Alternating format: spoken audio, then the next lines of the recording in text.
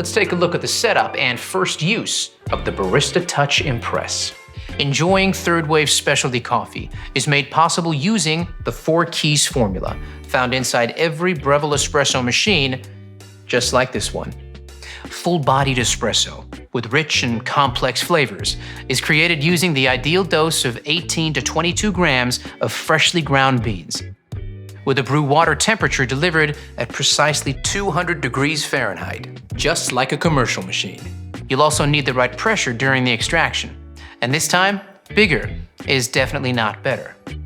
We start with low-pressure pre-infusion, followed by a high-pressure 9-bar extraction process delivered via our 15-bar Italian pump and an overpressure valve. And last but not least, powerful steam pressure at around 260 degrees Fahrenheit is essential for creating shiny, silky microfoam that has a rich, velvety mouthfeel. Without microfoam, latte art is impossible. Right. Now let's wash all the parts and accessories and dry thoroughly before use. Soak the filter in water for 5 minutes.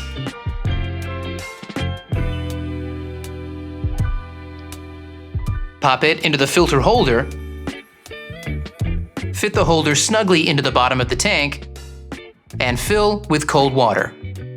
Check your water hardness by dipping this test strip into the water tank. You'll use this info shortly. Place the water tank into the machine.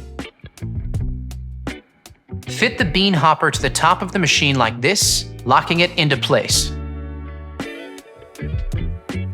Choosing the right filter basket to match your brew will help achieve a balanced coffee.